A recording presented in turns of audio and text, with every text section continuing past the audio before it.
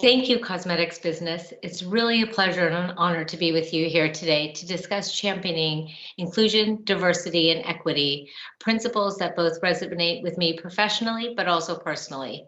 I'm Monica Rastogi, the Director of Cultural Relevancy and Inclusion, Diversity, and Equity for the Estee Lauder Companies, UK and Ireland. And today I would like to talk to you about three things. How the unprecedented year has really re-energized the importance of inclusion, diversity, and equity. How do we humanize this conversation as I talk about my own journey? And then how do we at the Estee Lauder Companies UK and I live ID&E both internally and externally? And so I think it's fair to say that this past year has taken us on a journey that has challenged, that's stretched, but also has united us on many fronts. It's presented society the opportunity to address some new, but also some historic patterns and injustices, really further amplifying the need for sustainable and systemic change. The unprecedented trifecta of COVID, social injustice, the mental health crisis, these have taken a toll on everybody, but have had even greater impact on already marginalized communities, as well as women and the young. And it's with these events that we do see a renewed and re-energized focus on the importance of inclusion and diversity. However, belonging, advocacy, community, these are not new. And we know that these are founding principles behind ID&E. And it's really important to remember that these tenets, these values, these things don't change, but it's how we then embed these principles to the shifts that we are seeing in society. As consumers continue to vote with their wallets, aligning with brands and companies that represent their values, as employees strive to work with organizations that reflect what they stand for, businesses have had to evolve the construct.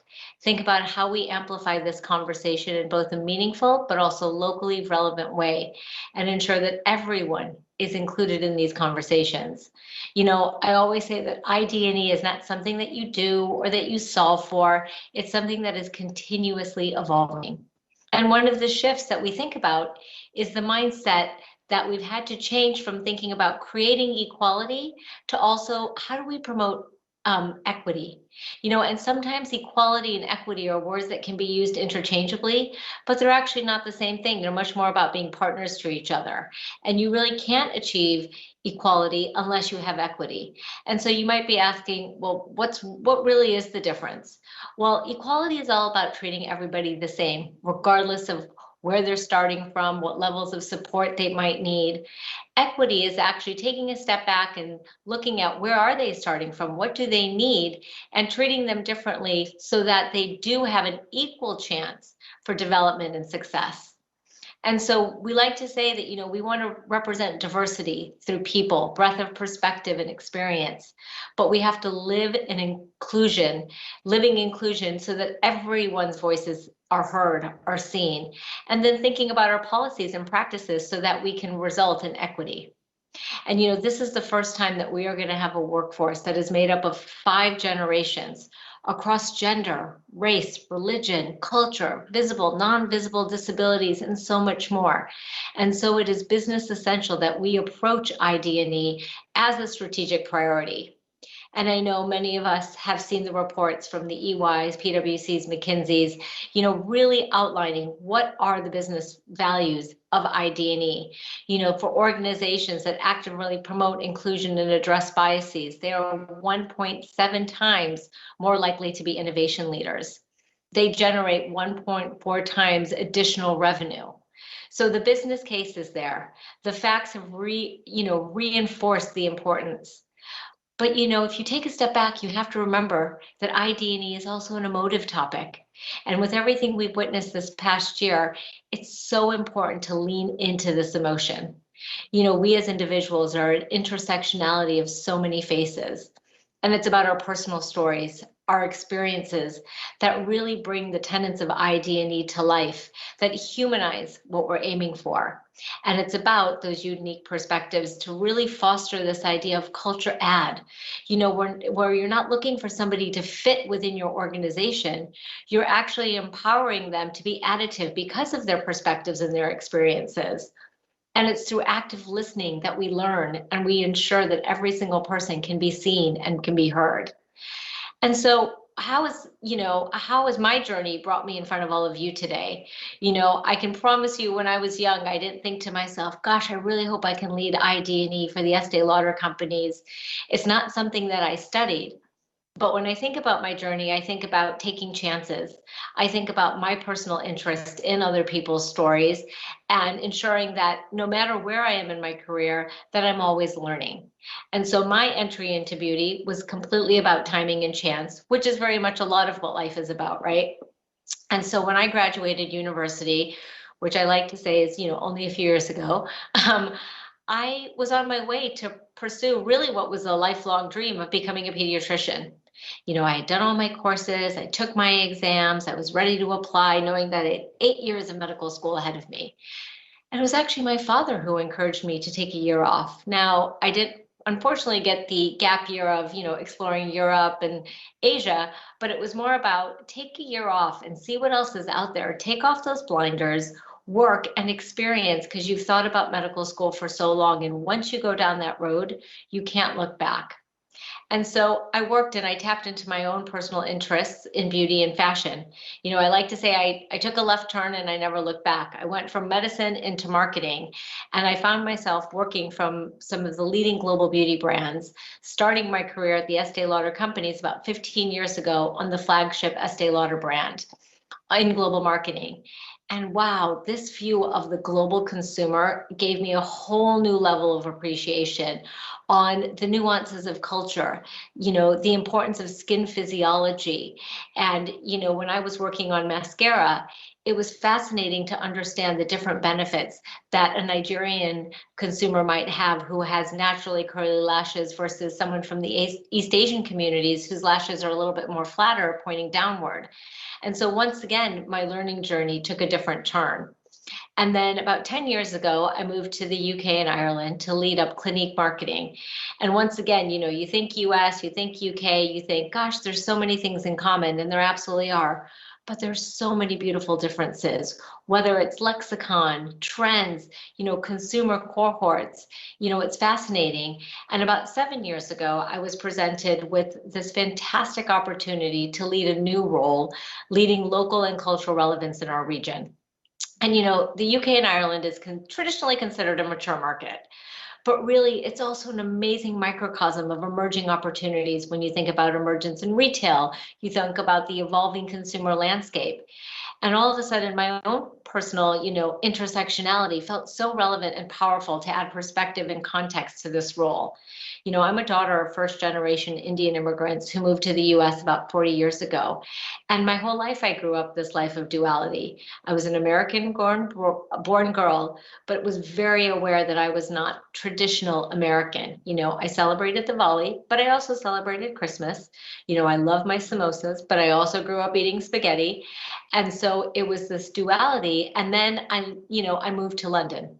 And I add another layer as I sort of juggle this American, Indian identity. It's about being the mom of 3 wonderful children who are born in London and have a complete British sensibility. So all of a sudden I toggle being Indian, American, my newfound Britishness, and I see my own older daughter kind of thinking about her own intersectionality.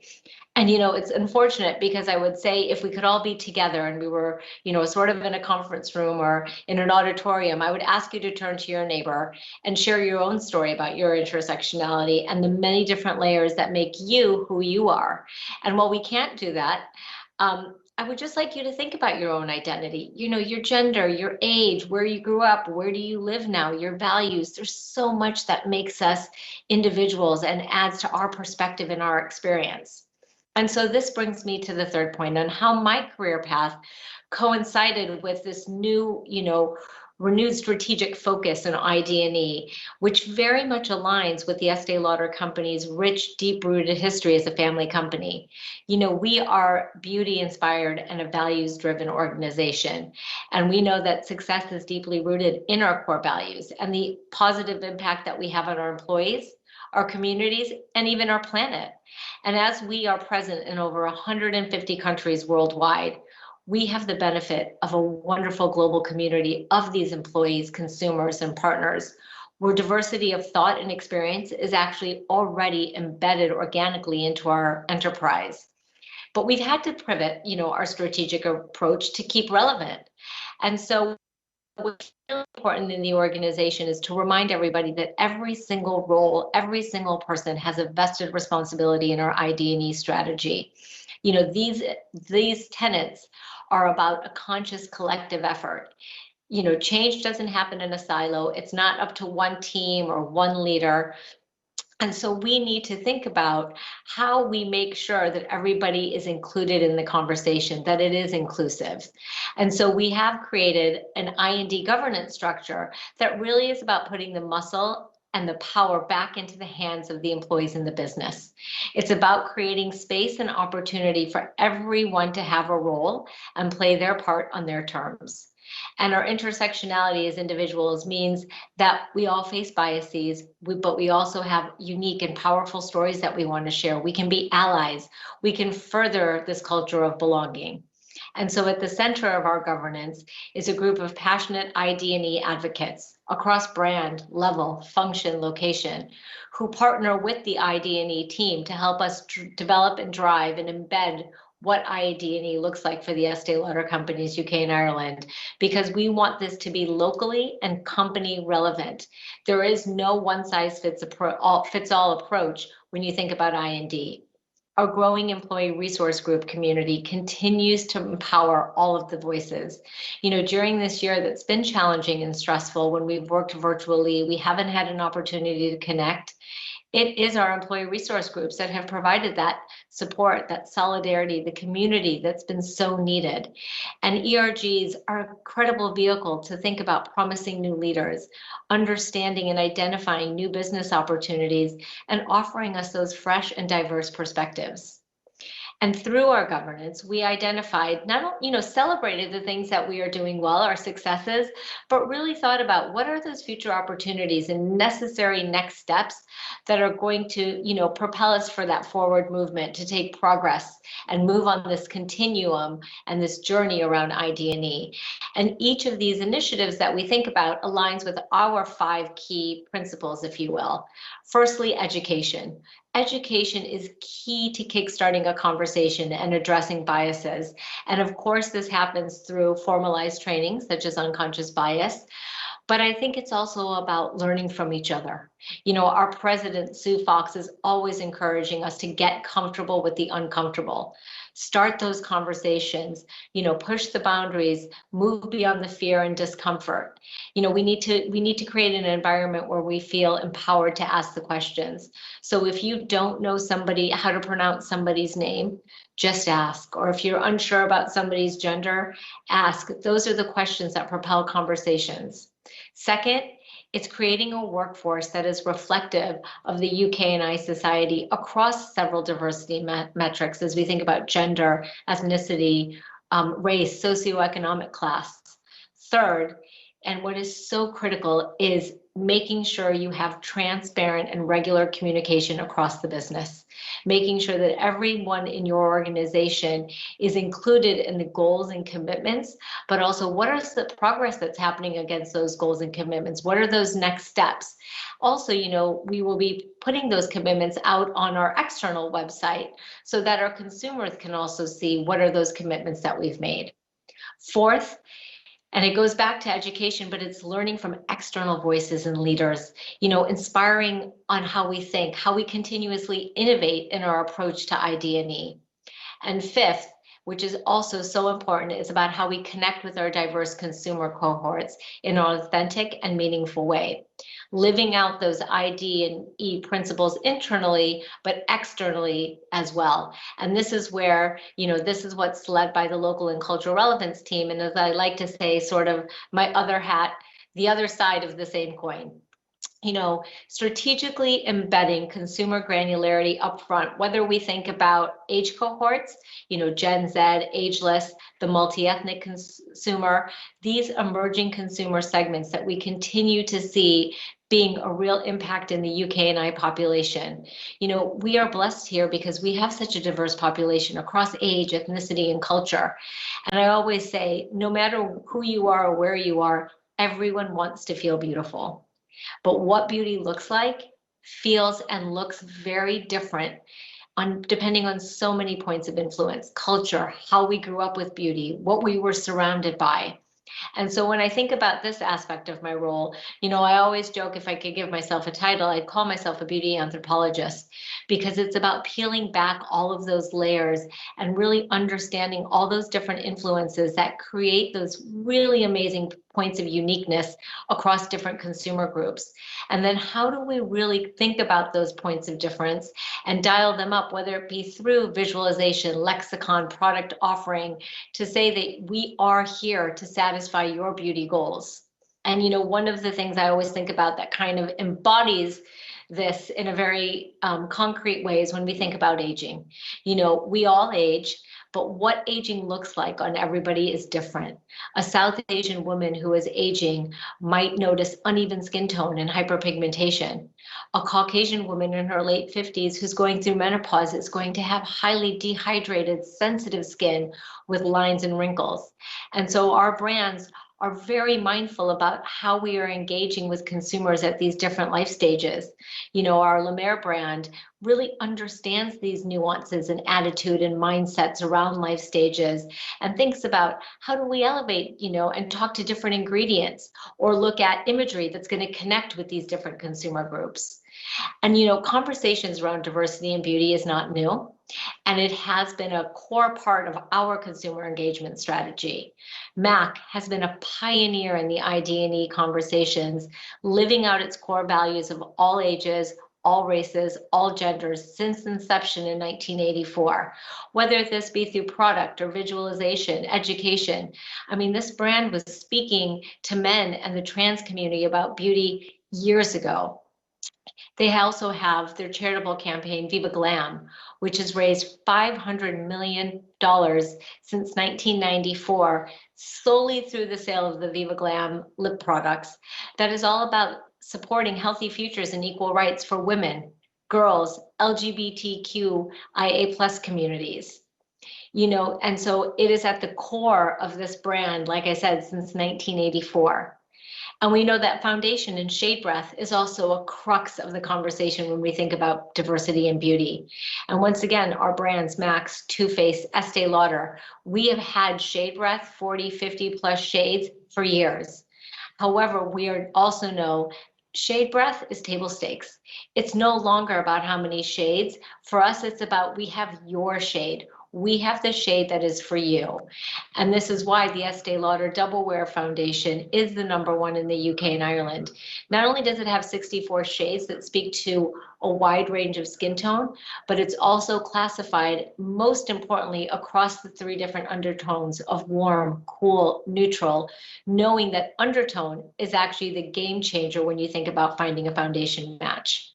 So when we think about engagement with consumers, engagement with our employees, we really think about those long-term relationships, whether it be with the product, a brand, an organization. And so for us, it's also important about being with these individuals during moments that matter, really creating that relevant and authentic connection. And for the past several years, we've been celebrating Diwali, Eid, Lunar New Year with our consumers and our employees, being a part of those moments. Our brands, Clinique, Smashbox, Tom Ford Beauty, have really engaged in thinking about bespoke campaigns and initiatives, but also thinking about how we think about these campaigns and partnering with key voices from within the communities, and really allowing us to get recognition for some of the work that we're doing to champion diversity and inclusion. And so, I realize this goes quickly, and I just want to leave you with some questions and some homework, if you will. And I apologize by that, but I think we can all, regardless of where we sit in our organization, really lead by example. And so I ask you to think about how you would define diversity, not on Google, not through the dictionary, but your definition. But more importantly, how do you define inclusion? And if we were to flip it on its head, what are those feelings that we have about being excluded? Because diversity in itself is not the answer. It's about creating an environment, whether inside our teams or on the shop floor, where nobody feels excluded. And we know that authentic, real inclusion is going to take time and it takes effort. It is the big and the small acts that make those powerful changes. So I encourage all of you to speak up, speak for, and lean in. Thank you very much for your time today.